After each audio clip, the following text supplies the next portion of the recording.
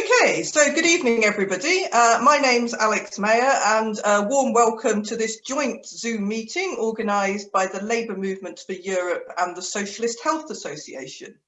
I think it's a very timely meeting tonight.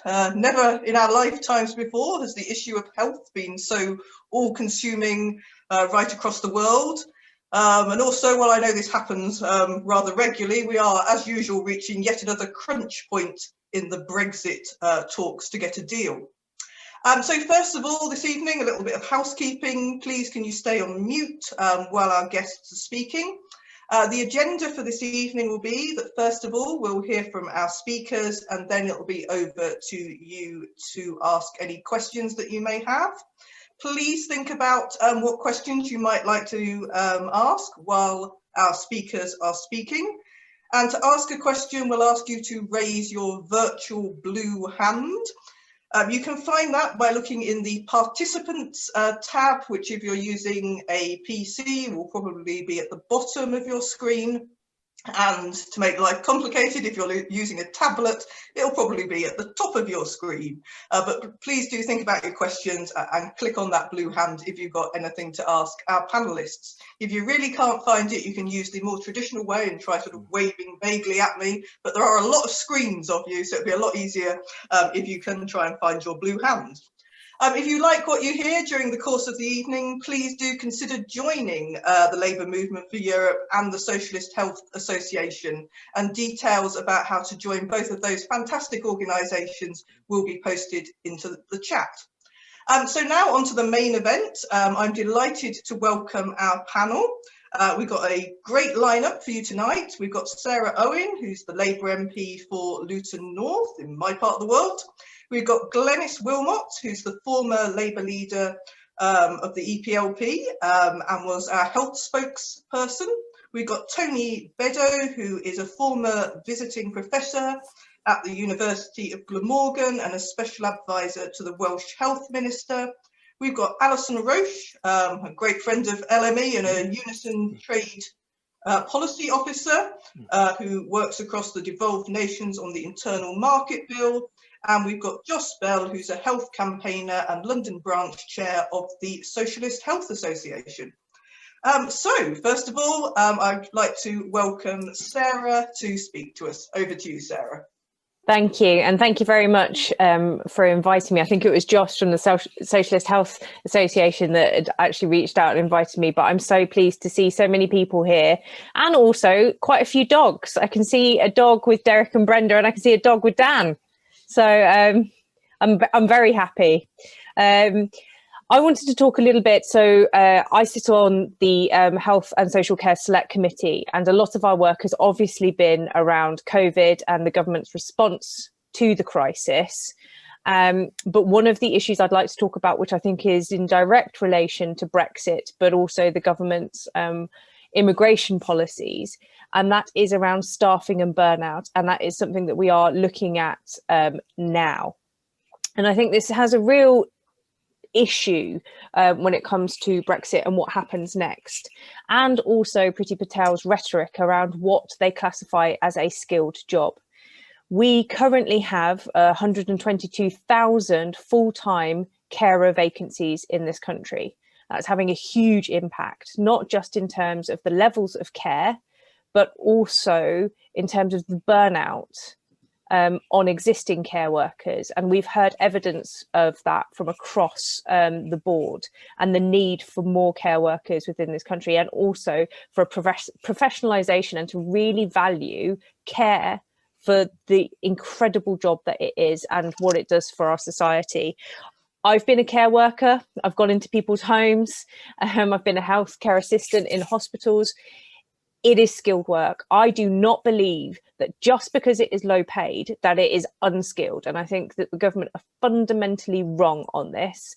And if we cannot change their view and their opinion and their policy on this during this pandemic, when we have relied on care workers from across the world, then I think that we've got a real issue, because now is the time, I think, that we can change people's views on this. And in terms of the EU, I'd spoken and I'd asked specifically at one of the Health Select Committees a group that represented care workers about what the impact of Brexit had been. And she said initially there was a big drop off in the numbers of European care workers, but that had steadied. But what you're seeing, so there's still 9% of care workers from the EU. That doesn't sound like a lot, but that equates to 134,000.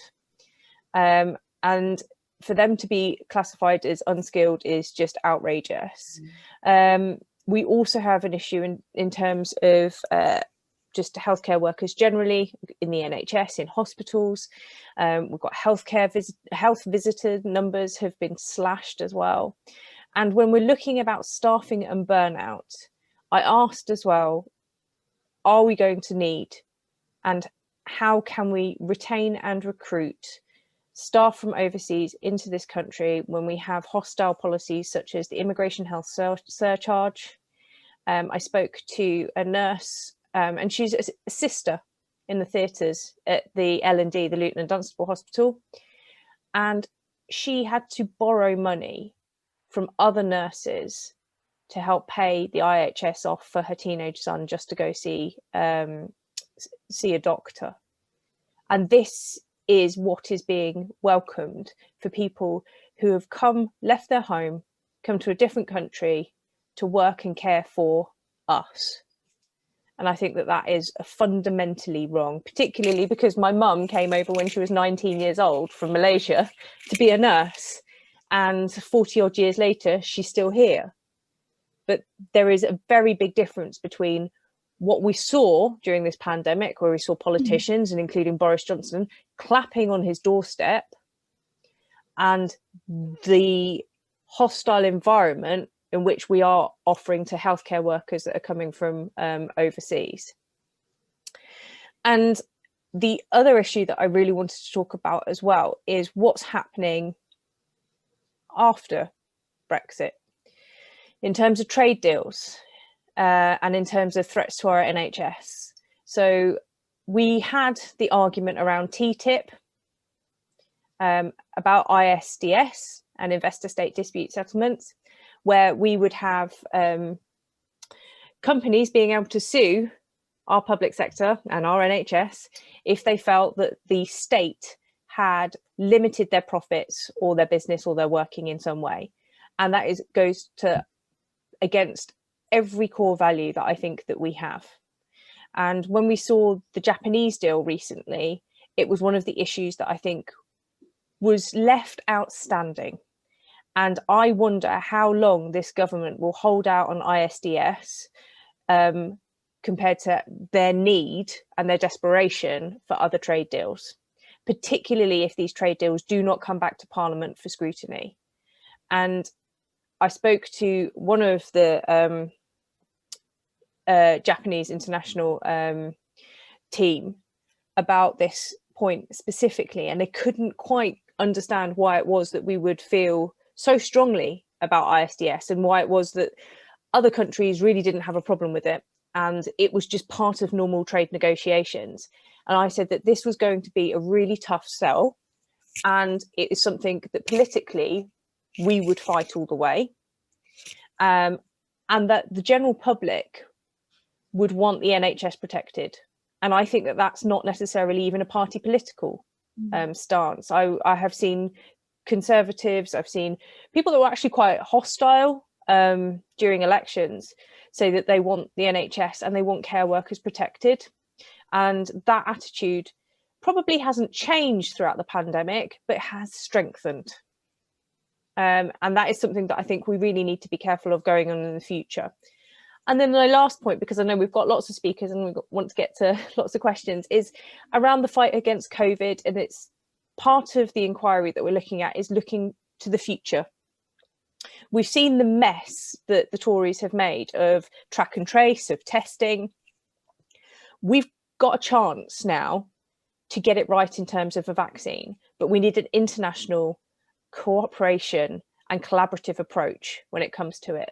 But what we've seen, sadly, is a rhetoric from the big three, the Donald Trumps, the Vladimir Putins and the Boris Johnsons of this world, talk about the race for a vaccine. It's a competition. It's not collaborative, and it's not about getting it across the world equitably, which is what we need to do if we are going to fight a global pandemic. There is absolutely no sense in saying, right, well, we're going to have all of the vaccines for ourselves and then that's it, because we live in a globalized world. And as we've seen how fast COVID-19 has spread, unless we decide to live in isolation and vaccinate in isolation, then that's not going to work. We need to have international cooperation, and that's with Europe, but that's with also other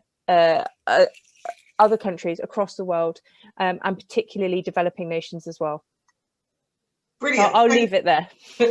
Excellent. Thank you so much, Sarah, for kicking us off, and a powerful message there to say that low paid definitely doesn't equal low skilled. And the moral of the story is go and join the GMB or maybe Unison. So next up, it is over to Glenys, please. Glenys. Thanks very much. I think one of the things I wanted to talk about was the role of the EU, because I was an MEP, so I think that's my priority at this moment. And I think the role of the EU was really underestimated by many people, including ministers and shadow ministers, dealing with a huge amount of public health issues, from clear food labelling to tobacco legislation, and many other things like clinical trials, which I will talk about mostly. I think one of the first repercussions we've seen from Brexit has been the loss of the EMA, the European Medicines Agency. From London, it's gone to Amsterdam. That not just lost us 900 jobs, which it did, but it was a very prestigious agency to have. And we were seen as a world leader in many areas of research in the UK. And I think that has damaged our reputation significantly. A couple of examples of the repercussions, as I said, one of them is clinical trials legislation. I was the rapporteur for clinical trials legislation, and I finished that legislation in 2014. It's not going to be enacted till next year, so it's taken 7 years to get to this point. And we're going to have left the EU entirely by then, and I do worry about that. The idea of the clinical trials legislation was to ensure greater harmonisation across the EU.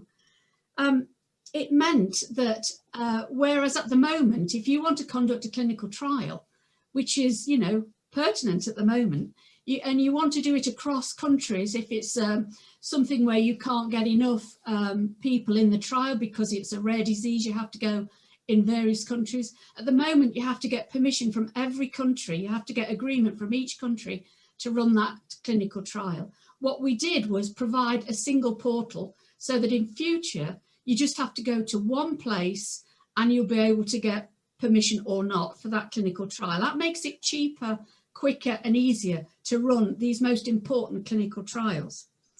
It also means that we ensured, when we did the new legislation, we ensured that we had to have transparency as well. At the moment, not all clinical trials results have to be published. And so quite often, companies or whoever, researchers, will not publish those trials that haven't got good results, that have adverse results. So in order to make sure trials were safer, we wanted total transparency, meaning that all clinical trials will have to be published. That ensures transparency, it stops duplication, and it stops dangerous trials going ahead more than once, which has happened in the past. Now, anybody sponsoring a trial will no longer be allowed to be in the UK because of Brexit. That has a massive impact on funding for research in the UK. The head of the British pharma industry says that it's like watching a British success story being broken up. And it is.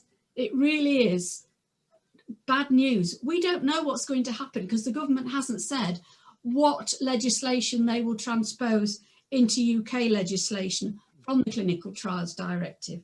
So it's really, really quite worrying, I think. Also, medical devices is another issue. I was the rapporteur for medical devices. And again, that is going to take effect from next year. Again, this was about making medical devices safer and easier to trace. Each medical device would have a unique identification number. So if there was a problem, like there was once problems with metal upon metal hip joints, you may remember, you will now be able to trace them. You'll be able to indicate there's a problem, and anybody who's had that particular device will be easily traced, so that a stop can be put on using those devices, and also you can remedy some of the problems that have gone wrong.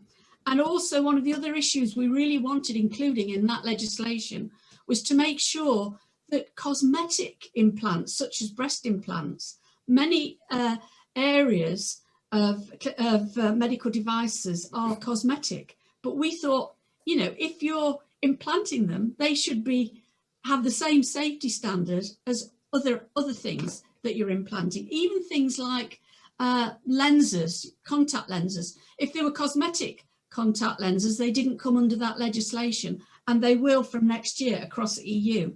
However, the UK will now be considered as a third country. Now, not only will that have an impact on sales, because you know, we are, as I've said before, renowned for our innovation. That will have a massive impact on our ability to sell across Europe. But for me, I'm more concerned that the UK government is saying the new legislation on medical devices will not be transposed into UK law. So all of those areas of safety that we've put into the new legislation will not be transposed into UK law. I think that's absolutely appalling. All of those, you talk to all of those women who had breast implants and ask them what they think should happen in terms of safety legislation. And I think they would all tell you they would prefer the new legislation to the old. I'll leave it at that because I think I've probably used my time up and I don't want to be cut off. Thank you.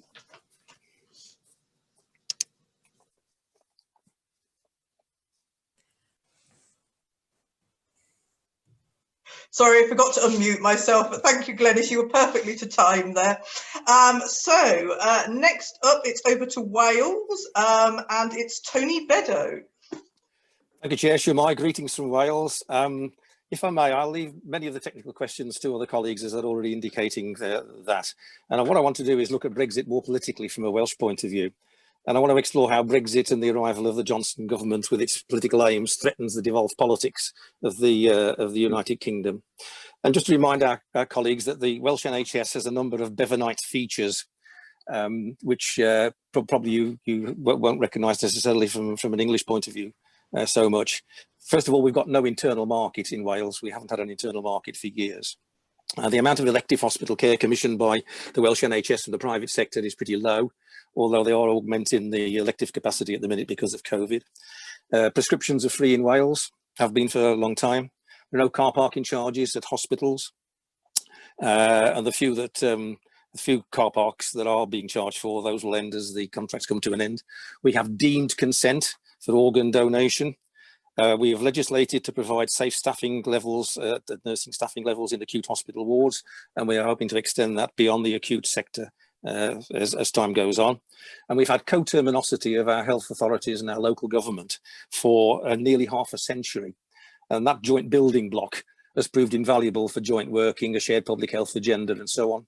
Public health is still part of the NHS. It hasn't been ripped to pieces, as I understand has happened in England, by the savage attacks on the local government that's had to plunder public health as part of the economy drive.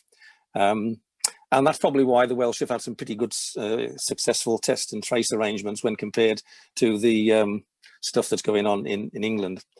So before I look at those wider political threats against that background, I'll just mention a couple of practical things that I know have been concerning our colleagues in government. The first is that we've got concerns about an assured supply of medical and other care products, such as isotopes and other things like that, if the passage through Dover and other ports is disrupted, as still seems to be possible. We've had concerns about the common sharing of stockpile and warehouse facilities, which I think were being done on a UK basis at one point. But I have to say our experience with the COVID arrangements and the attitude of the UK government or the English government has not been reassuring. We are going to need our own warehouse capacity to meet the needs of not only NHS, but the social care facility. And we understand that's equivalent to buying about 7 MRI scanners. And lastly, the Welsh Government have been looking at creating advisory services and machinery to assist EU nationals and others who want to stay in Wales and work in the care sector. And that may read across to some of the implications of international qualifications that other colleagues have mentioned. So that's by way of some of the differences of the Welsh NHS. What I want to do now is just turn to the 3 broader political threats that the Welsh NHS faces if, as seems likely, the current devolved settlement is deliberately weakened using Brexit as an excuse.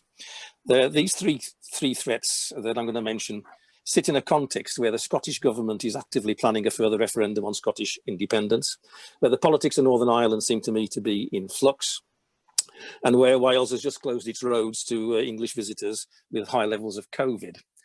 Plaid Cymru is no longer the only political force in Wales looking seriously at Welsh independence.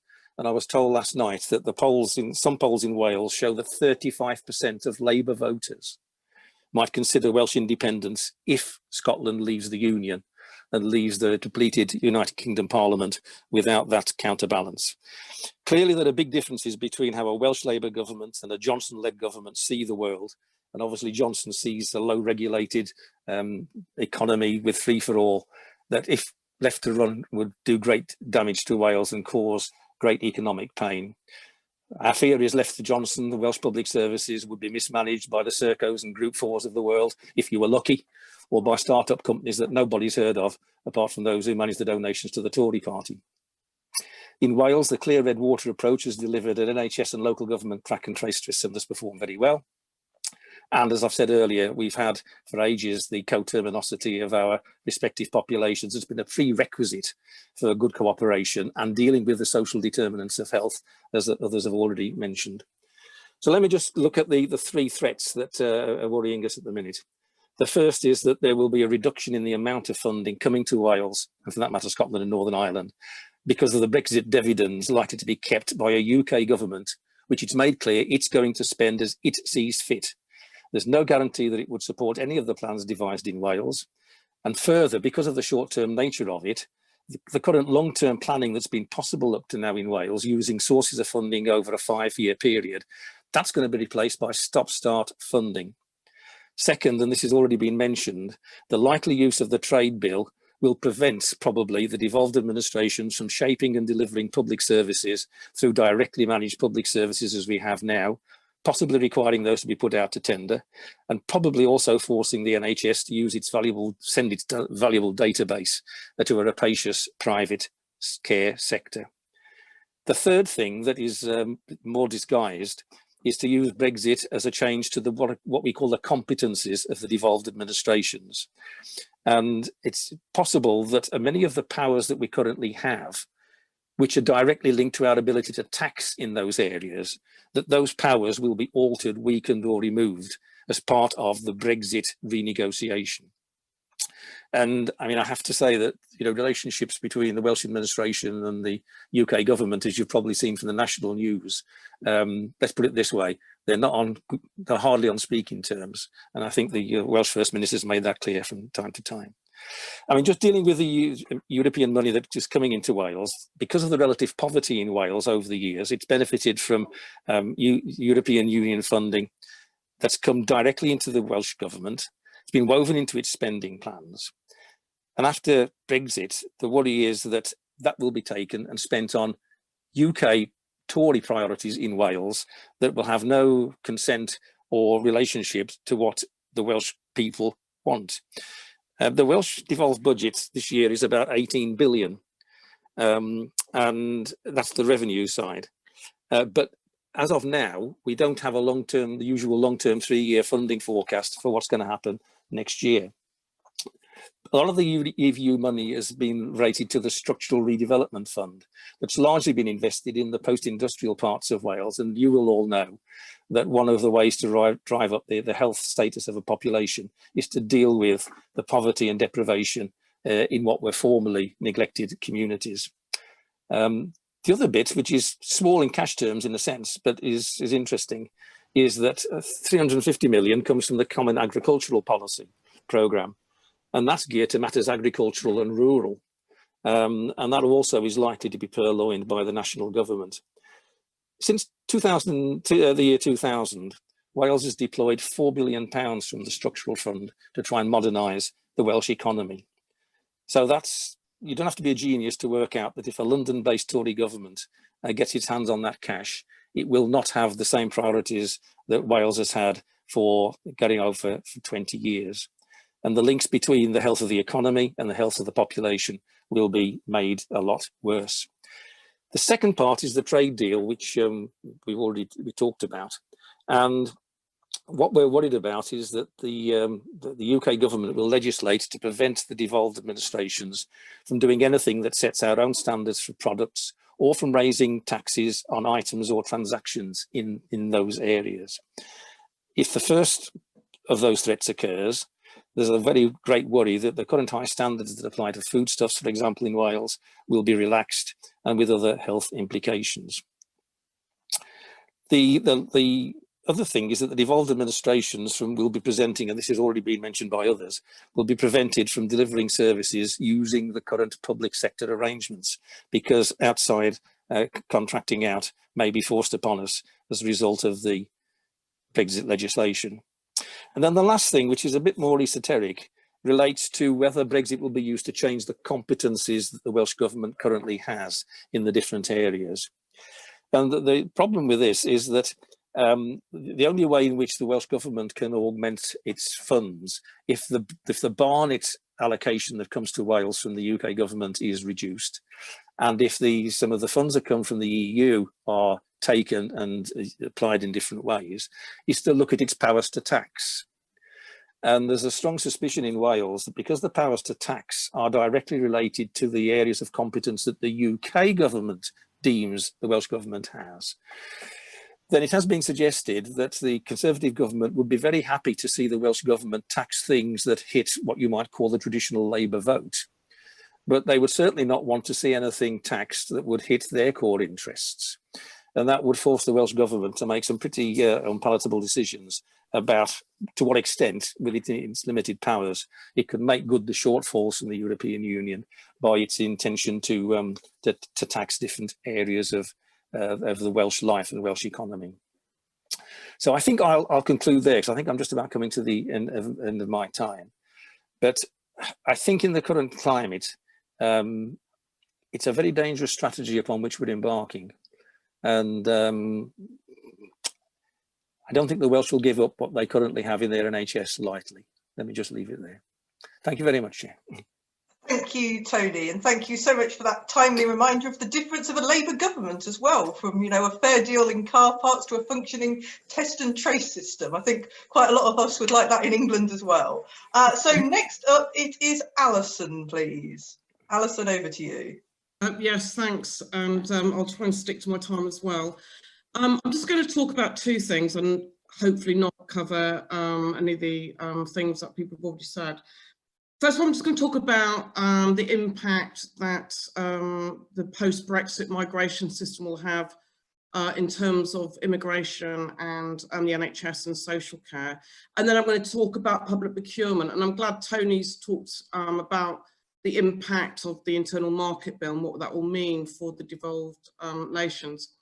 But I just want to say firstly that Unison, since the referendum, has worked very closely in alliances with employers in the NHS and social care, with the 3 Million, the British in Europe, all the immigration NGOs, basically with a mission to basically have a message to say that immigrants are still extremely welcome here, and we actually need them and value them in public services.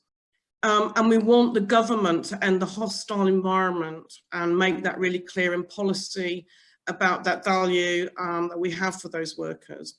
And the second thing is to basically repackage the financial support for those immigrants, because the hostile environment and the barriers that the government has put up by imposing quite hefty fees for migrant workers actually will be detrimental to immigrants feeling A, they want to stay here, and B, should they come at all.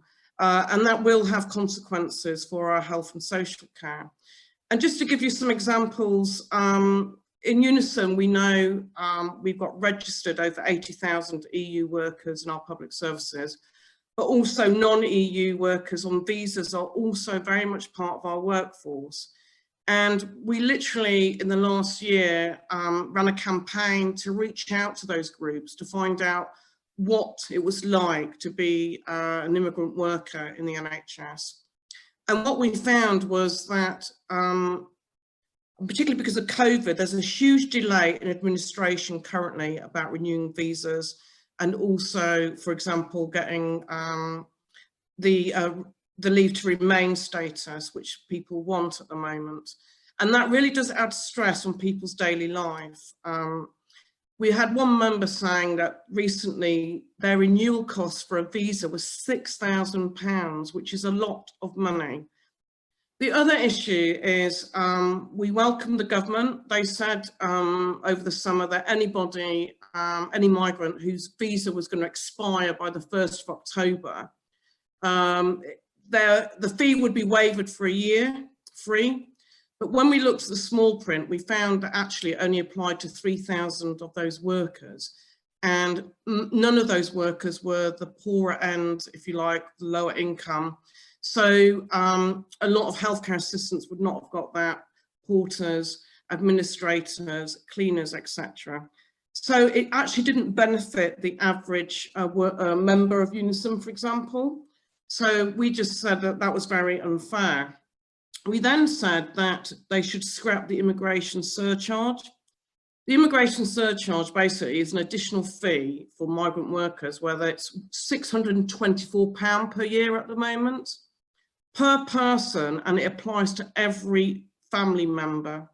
So that is also an expensive bill, and it's an annual bill. So we've got members that literally have to save monthly to pay for all these extra costs that they face. And actually our argument about the surcharge is they're already paying national insurance and tax anyway, so why do we have this double tax to use our public services? So basically what we've said are these are just barriers, and we actually what we want to do is remove barriers post-Brexit. And if we look at social care particularly, the new plans are for the threshold to be that if you're earning below £25,000 in health and social care, you're not allowed to apply for a visa on the shortage criteria, if you like. So what that means is that basically most social care workers are going to be excluded from visas. And if we look at the figures, which are similar to what Sarah had outlined at the beginning, 17%, nearly 1 in 5 care workers are actually migrant workers. And the balance between them are EU and non-EU. And don't forget, after December, they'll all be treated the same after we end the freedom of movement. And the vacancy rate permanently in England is 6.5, in Scotland it's 5.5. And we've got 38% of care agencies that we consulted recently in a survey saying they've got permanent vacancies. So we've already got a vacancy crisis, if you like. So what we're looking for are ways, and we worked really hard with Labour MPs and peers in the Immigration Social Security Bill, which was one that's going to end freedom of movement, amongst other things, to try and look at how we could, for example, even get a social care visa for even EU workers, even once we had ended freedom of movement. Because the reason why we said that is because we already had that system in place, so that there wouldn't be so much of a bureaucratic or red tape burden on the care and health services if you just literally extended that. And also what we argued is that it would be a passport for those workers to then progress into the healthcare system, because that often is a route, a career progression, if you like, for workers.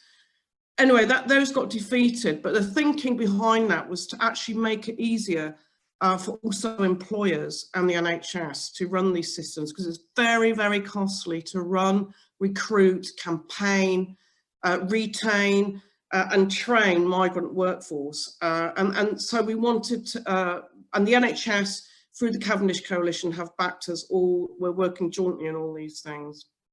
And last but not least, I just wanted to mention that we have worked with the 3 million on the idea that a digital pass or code to show that you've got your settled status or pre-settled status is simply really not good enough.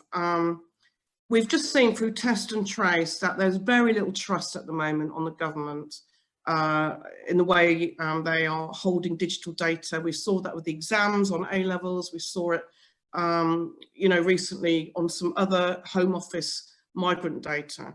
So why not have a bit of physical paper to make people feel less stressed out? They own it, they can see it, they can wave it around and show people when they're questioned. Again, we haven't managed to get that through, but I know the Lords are working another way around that. I saw them tweet that last night, very late. So we're doing a lot of work around that.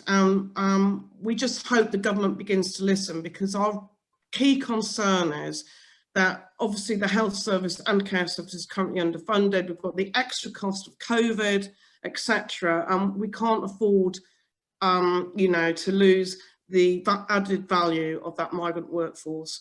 What we want to do is remove the barriers, not increase them, and completely get rid of that hostile environment. So the second thing I was going to talk about Alison, sorry, that is your 7 minutes up, so I'm going to have to bring you to an end, but hopefully you can make some more of your points when we get onto the questions in a little while. But thank you so much for those opening remarks.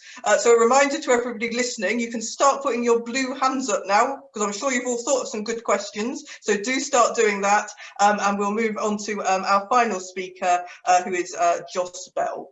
Over to you, Joss. Oh, thank you, Alex. It's absolutely fantastic to see so many of you here tonight. Harry asked me to help him set this up, so it's sort of very collaborative, and we tried to reach out to the devolved nations as well as it. We didn't want it just being London-centric, which is clearly not why we want to all want to be.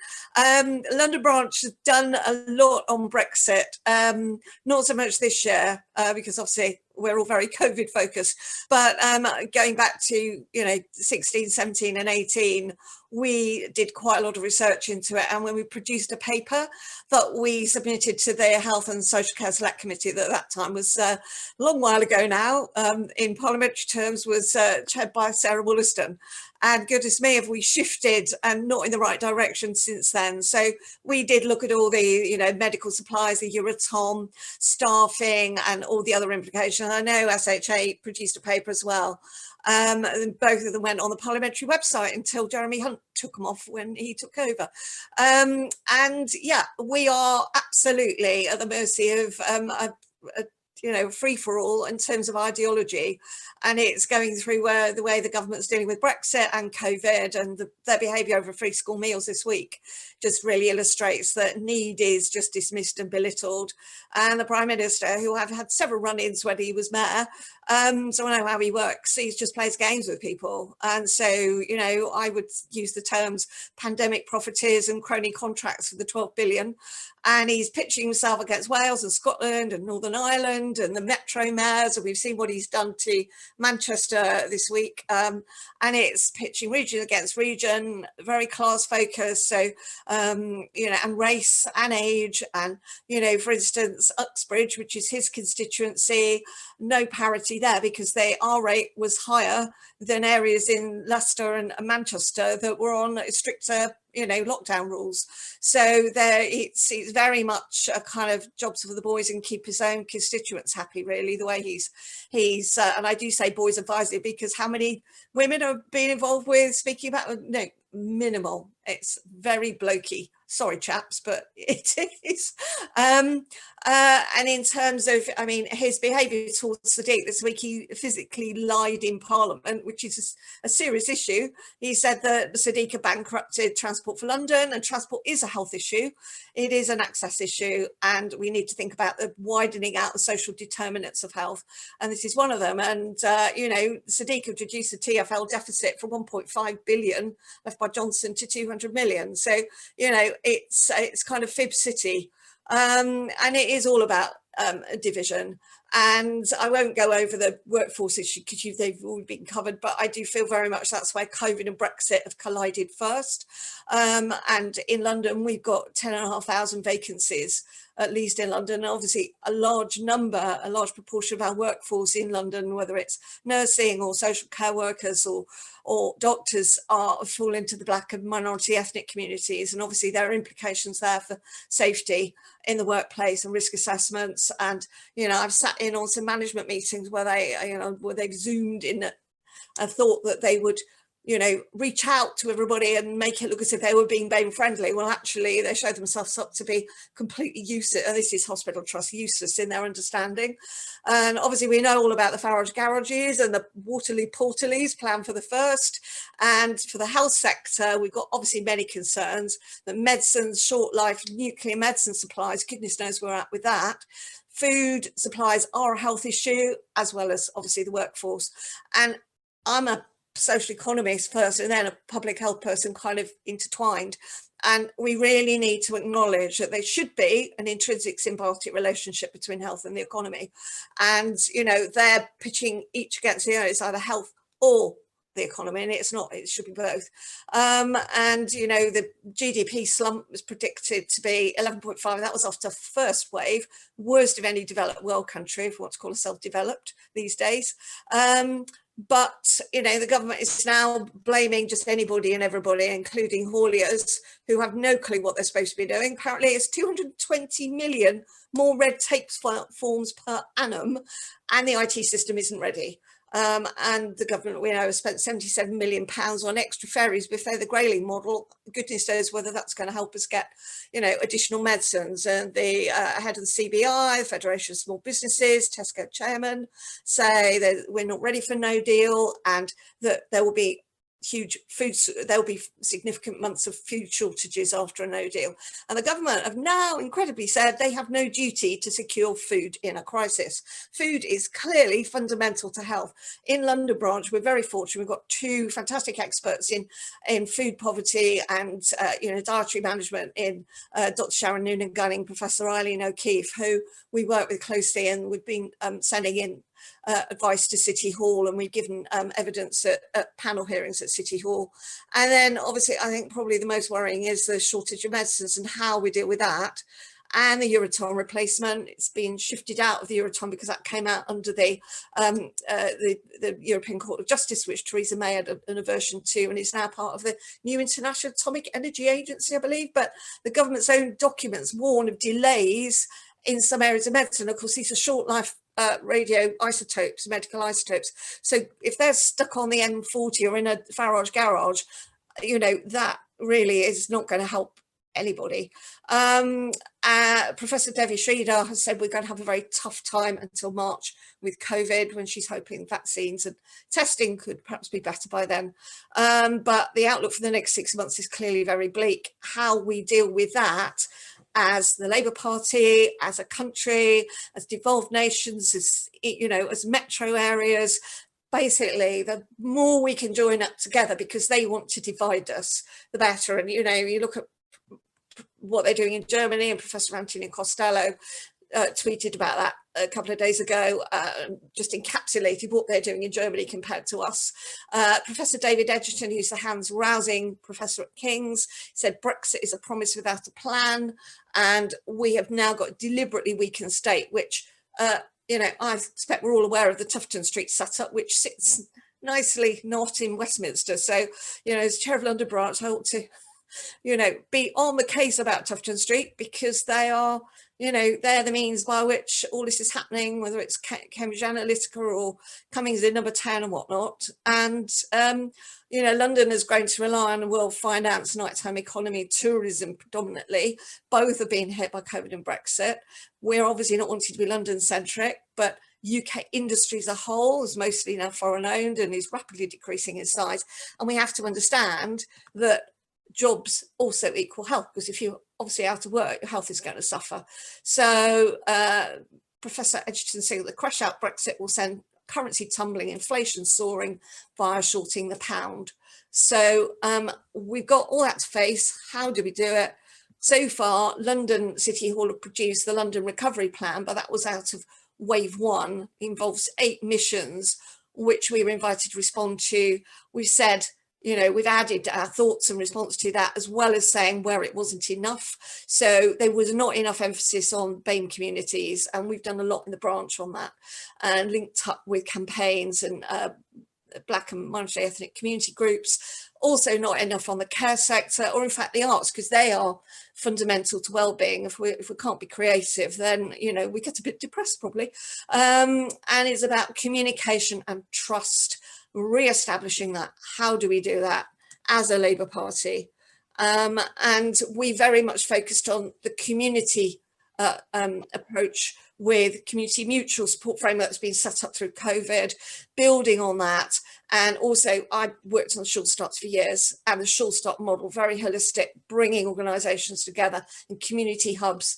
And, you know, whether that's, you know, inside individual boroughs or the CCG areas, or what then becomes the, you know, the one of the 5 areas in London that we've got under the new health plan, and the name escapes me for a second, but also food supplies. We can, you know, build up the voluntary bodies to work on that. If the food isn't coming in, how do we challenge that? And then medicines, you know, I was involved in setting up a PPE voluntary supplies network. That was difficult. We got there very quickly, but you can't do a voluntary suppliers network for medicines or nuclear medicines. So, you know, basically, I think we've got to get our campaign hats on and, you know, speak loudly against, you know, Boris's new broadcasting media mechanism via Allegra Stratton. Hear, hear. Okay, thank you ever so much indeed, Joss, for that. So now, and thank you to all of our speakers. So now we're over to you for your questions. I have my first 4 questions in, so I'm going to ask them to ask them in this order. So it's Hania, Dan, Alan, and then David, please. And if you could say which CLP or part of the country you're from, or which trade union you're from, that would be fantastic. So Hania first. Hi, I'm Hania from Leicester. I work for the Leicestershire and Rutland European Movement Group. So thank you to all of the speakers tonight. It was really, really interesting, and it really shows how wide, how far-reaching are the impacts of Brexit on health. And there are so many aspects there that I hadn't really considered. So my question is, how can we effectively communicate this reality to the public? Now, of course, communicating the reality to the public should normally be the job of the media and of the opposition. But I think what we've seen over the last few years is that the media and the opposition are not doing that, and the government have not been held to account for the consequences of Brexit, and the public is still very much unaware of these realities that we've been discussing tonight. So I want to know what can we as activists do to make the public aware, and in particular, what can we do as activists to support Labour MPs who do have the courage to speak out on these matters? And I say with courage genuinely, because, you know, the leadership of the opposition parties are not putting forward the pro-EU messaging and putting forward, you know, these realities that we've been describing. So yes, what can we do to communicate the message? Yep, I think we got that. Yep, brilliant, thank you. Okay, and next it's Dan, please. Thank you very much, Alex, and thank you to you and Glenys and all the former MEPs for the great work you do for the Labour trade movement still, and it's really much appreciated. My name's Dan Norris. I'm a former MP from the west of England, a semi-rural seat called Wansdyke, and I'm also a former government minister in the last Labour government. My question is to ask the panellists. All the speakers were great, but I'd like to ask them, what is the most important thing we now need to do in terms of ensuring that our universities, we have 4 great ones here in the west of England area, Bristol, Bath, Spa, Bath and the west of England, to make sure that the Brexit doesn't impact on the quality of training that we can provide to ensure that our healthcare is top notch and stays good, and similarly for our further education colleges, who also provide very important training for our staff too. Excellent, thank you. Alan, please. Hello, thank you to the speakers. I'm from Hornsey and Wood Green, CLP. I'm wanting to raise the question about procurement, because as we move away from EU procurement law, what's going to happen in the future? And the particular issue I want to raise is the formation of the new integrated care systems in the NHS. Will they then be parcelled out to healthcare organisations, private healthcare organisations, particularly American ones, who will move in and take over the whole shooting match in very large areas of the UK? Here in North Central London, the ICS has a budget of £2 billion a year and covers 5 boroughs. So that's a lot of business opportunities for a predatory private health company. Thank you. Thank you. David? Hello, I live in Durham, and I'm in the SHA, and I was very active in the People's Vote campaign. I'm actually in Labour for a European Future, which is a different organisation to you, but I think you sing from the same hymn sheet, don't you? Right, what I wanted to say is this is just based on my own gut feelings and observations. I was involved in the NHS, I was on a CCG, and I have travelled quite a lot in Europe. And we had German and other doctors in our CCG area who came here because they wanted the experience, because they thought how wonderful the NHS was. And I've been in Spain and met doctors there who really admired the NHS and wanted to come over to Britain, just, you know, to work here for a period, just so they could say they'd been in the NHS. Now, somebody alluded in the chat that was coming up with Spanish, you wouldn't be able to come anymore because we wouldn't be an EU country. So I just wonder if we're going to get pressure from Europe that European medical health professionals want to be allowed to come here, and that could influence a future British government to relax the rules. It's just a gut feeling. Very good. I've also got Janet with her hand up as the only other person with their hands up. So Janet, would you like to ask your question as well? You could unmute yourself. Perfect, thank you. Thank you. I don't think we've talked about governance. Under the trade bills that will be coming in with the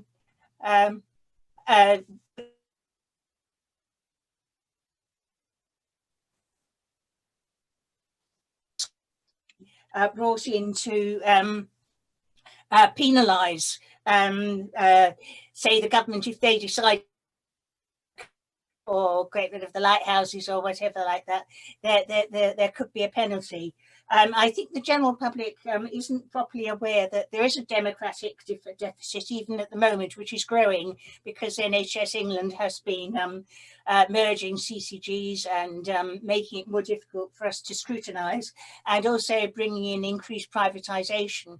But I wonder whether the speakers will be fearing that this will get worse and that we will be having more penalties against any measures that the government takes to withdraw from privatisation, etc. Excellent, thank you. Right, we've got a whole range of issues for our panel to comment on.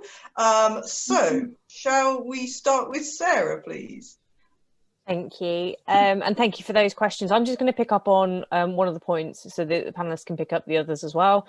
I want to pick up on Dan's point. I think actually that the biggest threat to our quality of teaching, but also education in terms of university access and medical students going to university in particular, and healthcare students, is actually not just from Brexit, it's from our government currently.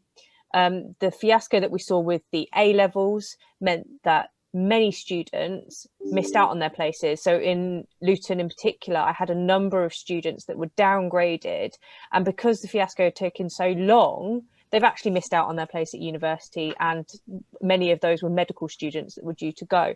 So they've been deferred, and the limit has been lifted on medical places at universities this time round.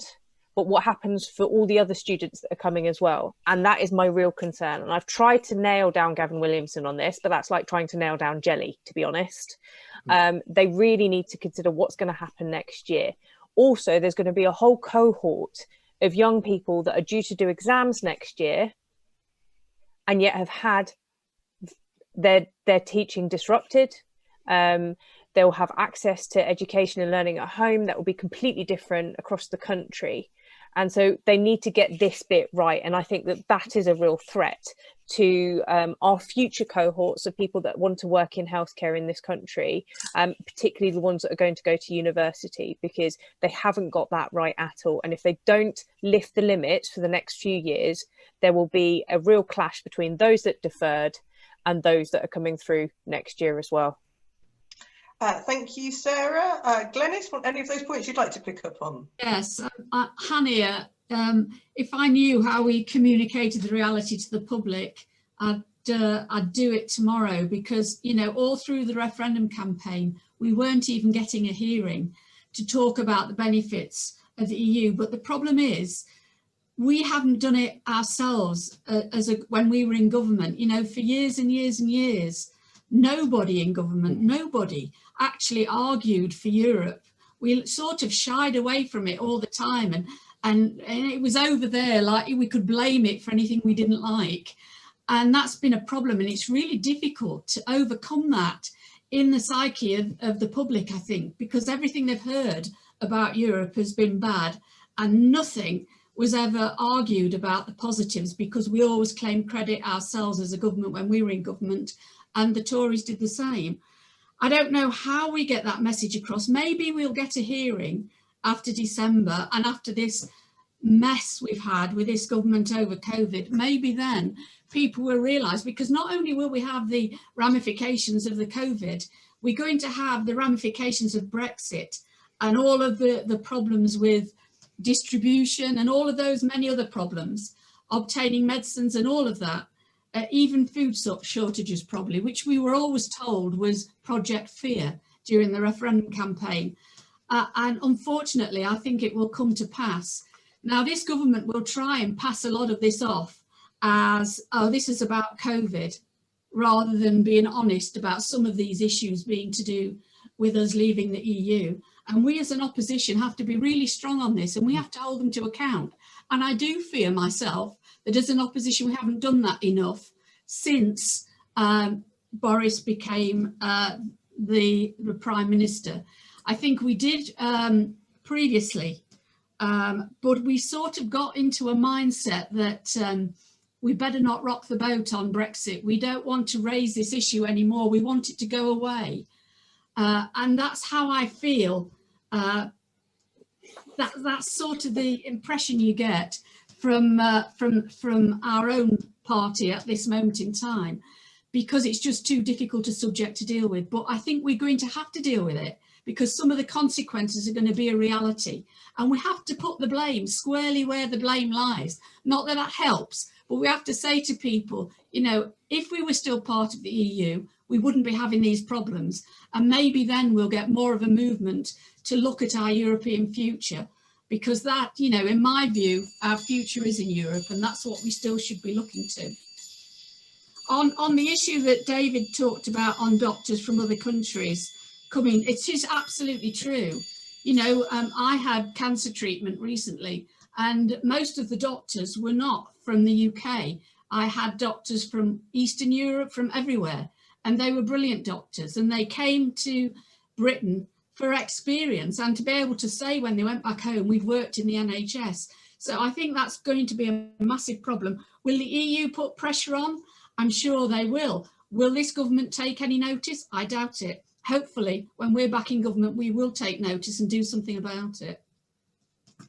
Thank you, Glenys. Tony?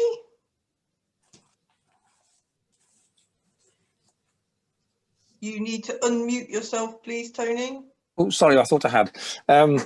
Yeah, just like to comment on two of the points raised. One was about procurement and the integrated care system in England. Two comments. Yes, I think it is going to be privatised. I think that was part of the reason why it was done. But the second point is this phrase integrated care has different meanings in the UK. If you use the term integrated care in England, it's automatically code for privatisation and outsourcing and so on. And I'm a member of the National Policy Forum. I'm the Welsh delegate on the Health and Social Care Forum, and we've had this debate there. In Wales, integrated care means that you provide a care system that moves across primary and secondary care and health and social care and community care, and it brings together the different elements that the patients need. And I don't know why we've allowed the right wing to hijack a very sensible notion of how you design care systems. You make them integrated. I've never come across anybody who wants a disaggregated or disintegrating form of care. So I think that's just interesting, the language. But I think the English model is doomed to be sold off to the highest bidder, probably. The second question was, how can we communicate better? Well, as I was alluding to in my earlier remarks, I think the problem is, or the opportunity is, that we've got different messengers now. You've got the Scottish government and their First Minister being very eloquent about their healthcare systems and their approaches. In Wales, we've got a very competent health team and First Ministerial. In fact, the entire government's exceptionally good. And we give a very different message. I think one of the benefits of the Brexit coverage is that the Welsh message is being carried now across the United Kingdom on national news. And I think that can be a good thing. And maybe, I mean, our Welsh colleagues have got more than enough to do to handle what they're handling now. But if I can put it this way, without wanting to upset and offend anybody, a bit more missionary work from your Welsh colleagues across the border might not come amiss. Thank you, Tony. Alison? Again, you need to unmute yourself, please, Alison. Oh, yeah, sorry. Yeah, I'll just be quick. First of all, I'm just going to focus on public procurement because that was part of what I was going to say originally. Since 1998, public procurement in the UK has been devolved. That's quite simple. And in the UK Internal Market Bill, basically, we're not quite sure whether the government's going to try now take it back to Westminster and call it a reserved matter.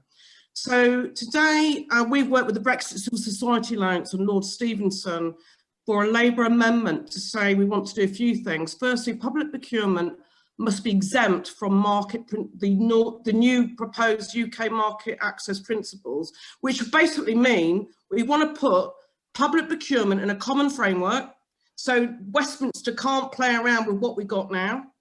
At the moment, we've got fantastic social provisions in public procurement, which make it really hard to race to the bottom where you just choose a tender because it's the cheapest. We have quality control at the moment, which is where you have to consider how you can add social value in those contracts. And don't forget, it's worth £1.7 trillion. So it's a lot of money, and we want to keep it where Scotland can decide how they want to add that value to the local community, not Westminster. And the same for Northern Ireland, the same for Wales, and obviously the same for England. The other way to keep public services completely out of public procurement in trade deals is to put in a carve-out clause. We've worked with lawyers across Europe, in EPSU, the European Public Service Union, and in Public Service International, our global federation. We've got a clause which you can just plonk in a trade deal. Labour accepts they would use that clause now. It's not just to exempt NHS, it would exempt public services completely. And the importance of that, you can't, at the moment, the US is a bit worried that it wants to tinker with our NHS model on medicine pricing. If you've got that clause in, they cannot touch the NHS price modelling that we've got. And I'll just finish on this point. It's not just about NHS services. Trade deals go a lot more deeper. At the moment, we are looking at the e-commerce chapters because at the moment, the US wants to freely flow our NHS data to them with no cost, no tax, no transparency. It's our data.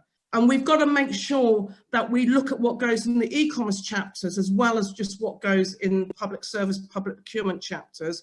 And that's why we've now just set up a new alliance looking at how e-commerce chapters can also prevent other countries taking our public data. And that means they don't cherry pick what they think is profitable because they're not going to get the data to know that.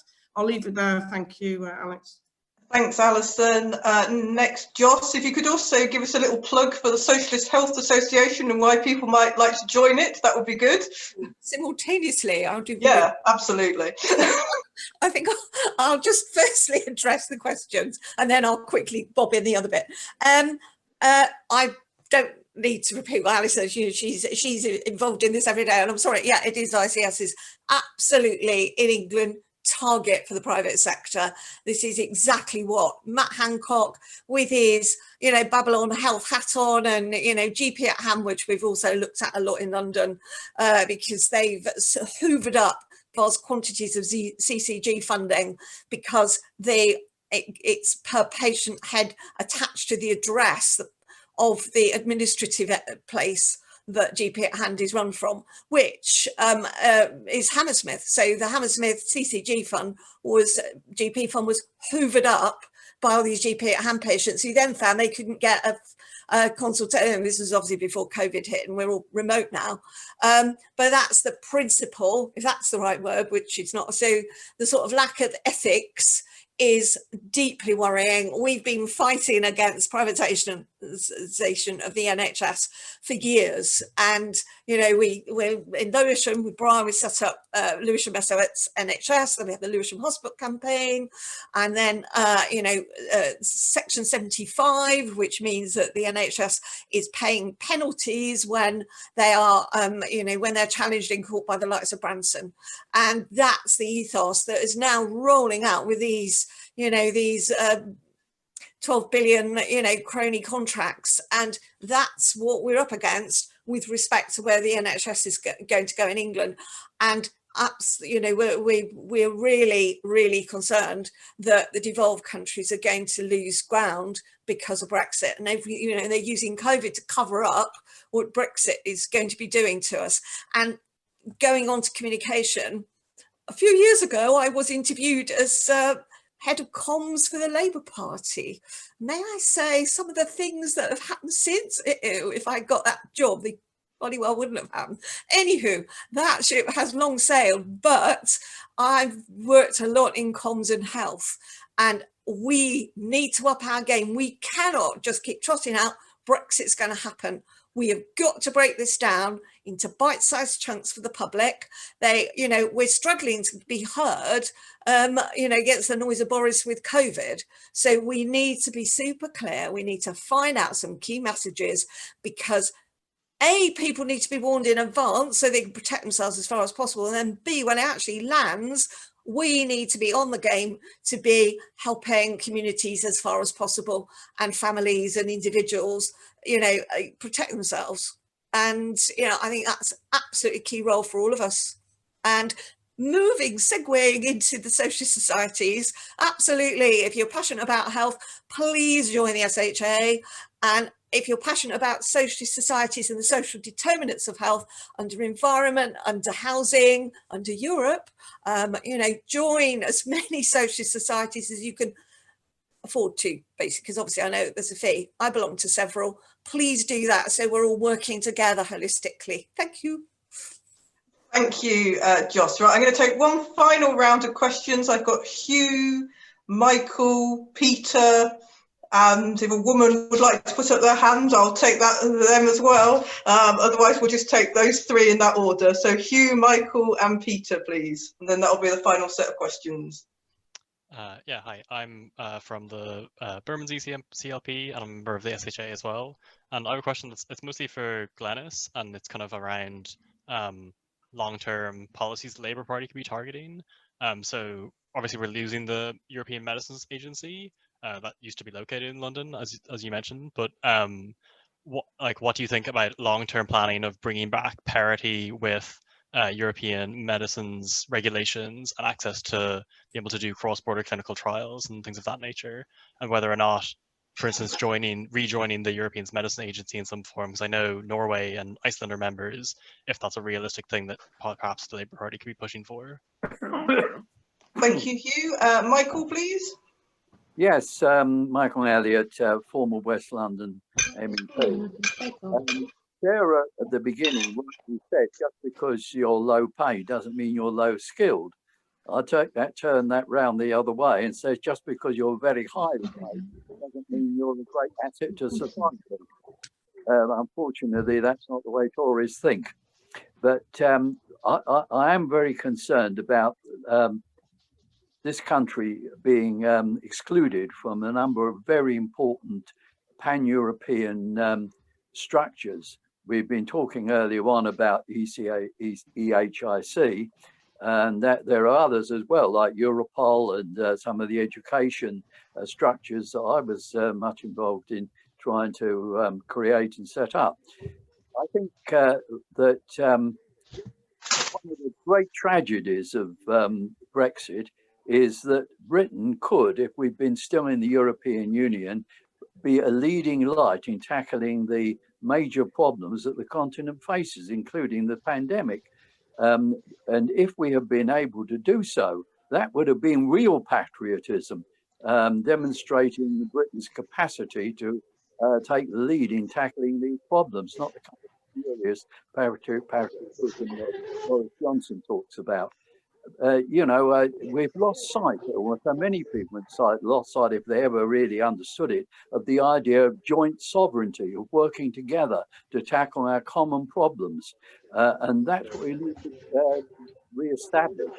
I've often said, when I was in the Parliament, I voted on many things that affected the lives of people in other European countries. But I don't remember people from those countries saying, all these terrible Brits telling us what to do. They accepted the idea of shared sovereignty.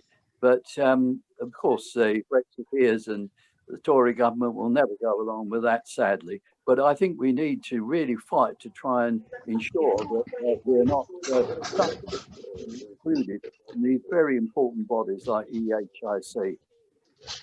Thank you, Michael. And lastly, Peter, please.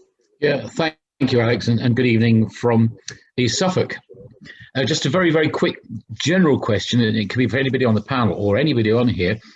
There is a group called Boston Medical Services or similar, who are trying to muscle in on health service organisations in Suffolk, Norfolk and other places. I know it's not particularly to do with Europe, but it's still another company, there's another load of people coming in to try and disrupt our health services. And as we are sort of looking at health service generally, has anyone got any intelligence on who or what they are? Thank you. Thank you. Okay, so we'll start with Glenys, please. If you could perhaps pick up on the EMA and whether we might be able to join any agencies again, shared sovereignty kind of questions. Yeah. Well, of course, we get a lot out of sovereignty, don't we? We get all of our laws back, all of our borders back, all of that. It's been really a positive experience, hasn't it? All this nonsense about sovereignty, what do they think we can achieve on our own? People seem to forget we're a small country and we can achieve much more by working cooperatively. So in my view, I hope we do. I can't see this government doing it, though, I'll be honest. Hugh, I can't see this government wanting to rejoin the EMA. I would hope so, but who knows? All we can do is we can make sure that we push our own government when we get into government to do many of the things we would want. As I said before, cross-border trials are beneficial to everybody.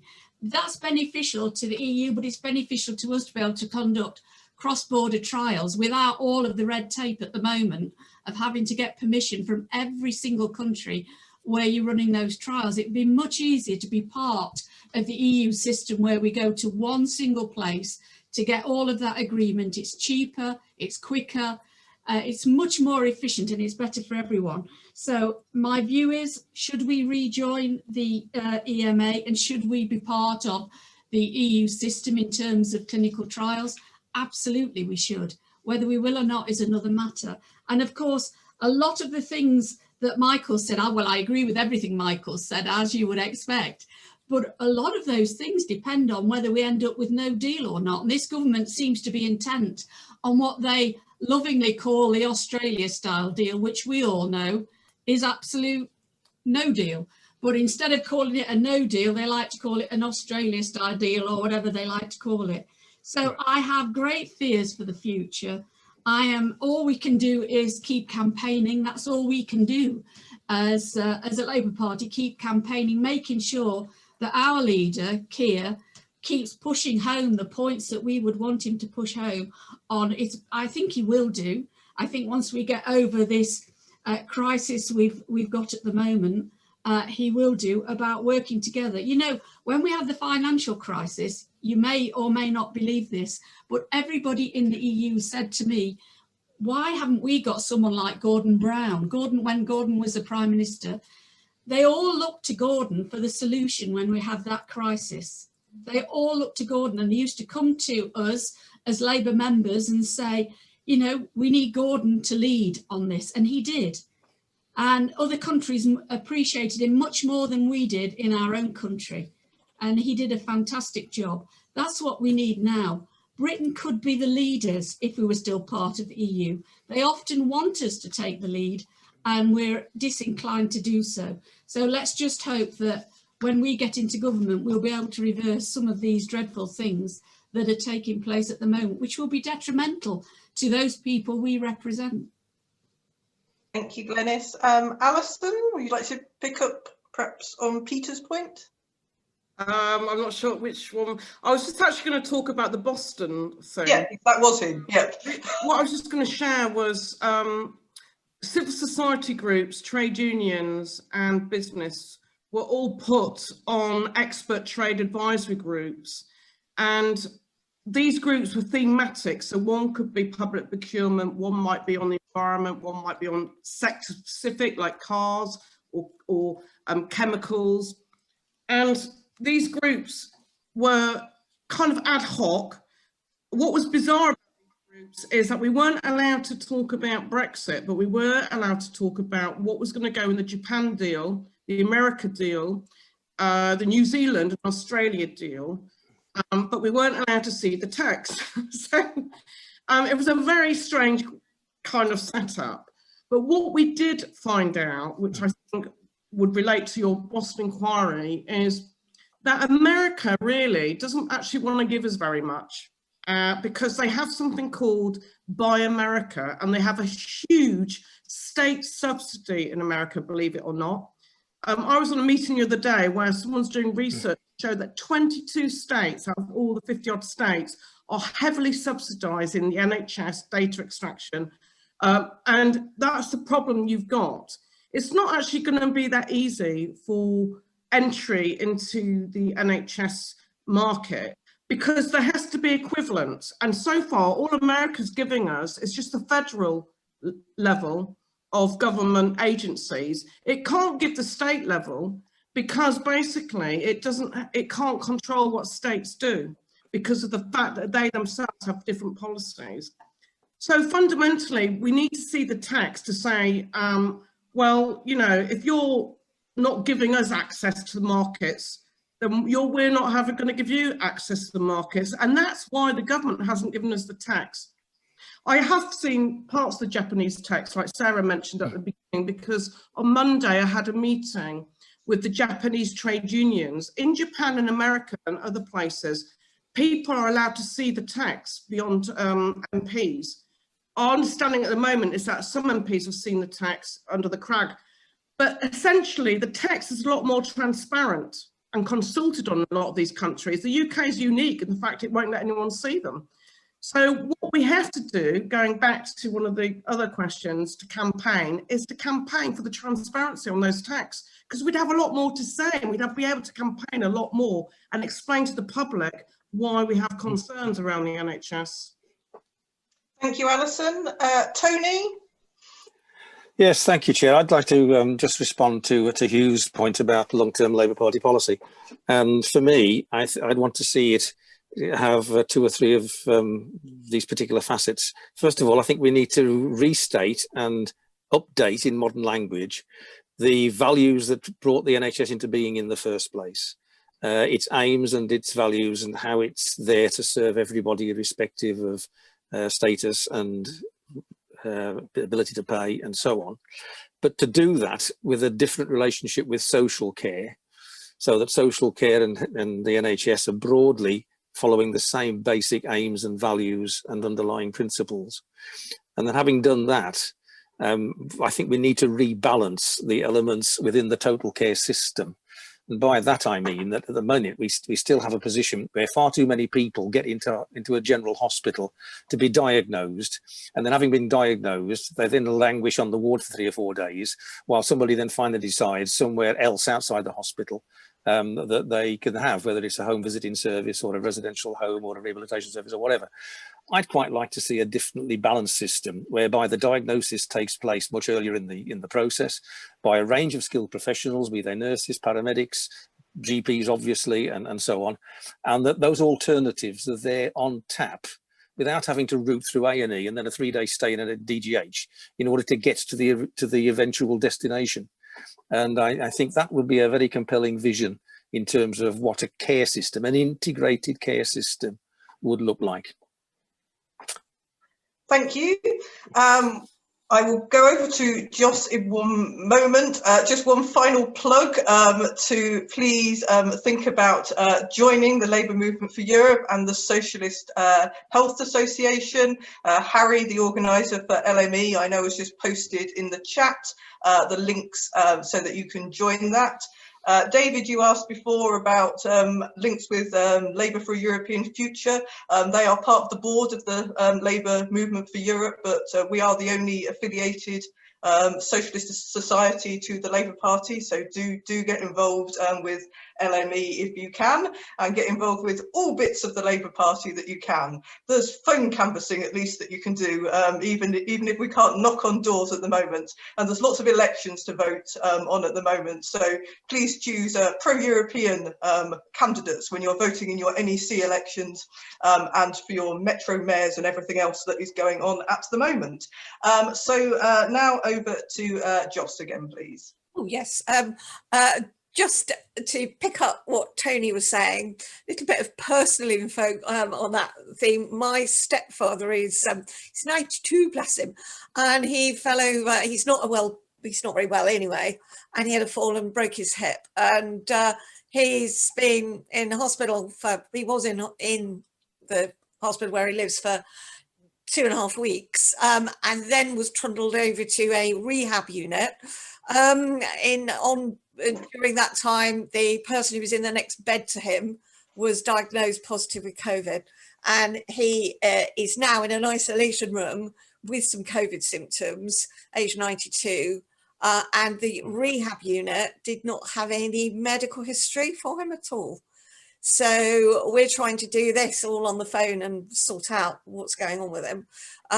They've only done nasal swab tests, they haven't done any other tests, and he's got these jolly symptoms, but they're saying, well, we don't realize, well, can you maybe CT scan his lungs, because we know the swab test. Anyway, that is just an example of what you're saying, isn't it, Tony, with folks being messed around and the system not being set up for a logical transfer from A to B, never mind in a COVID situation, and that's obviously making it more complicated. With respect to the Australian version of Brexit, you can use this if you feel like it, but my way of communicating it is it's a boomerang Brexit, and that they send it away and then it comes back and hits you on the head. That it is literally not a good thing. It's not going to help. It's not going to stay in Australia. We're not going to, it'll come straight back at us. And I did notice that our member from London, Ron Harley, had put upon his comments earlier with respect to privatising pretty much anything in the NHS now, is that the Tessa, it makes me really sad, because Tessa, you know, all the way she on Shore starts, everything about that was to do with social justice. The health centre that has been opened in her name, Ron has put, is run by a private company. And that to me really expresses where we are at in terms of where we should be and could have been, and this is where we are now. And in terms of beating what they're doing, I think no better exponent of how to stand up to the government and express in clear terms why and what and how is Andy. And I think we need to just hold on to what's happened this week, because if Andy hadn't stood on the front steps of Manchester Town Hall and read his declaration, I doubt very much whether Sunak would have done his U-turn today. And I think we need to hold that thought, be clear and strong and reasoned in everything. and certainly not just say, well, hey, that's how it is. Absolutely.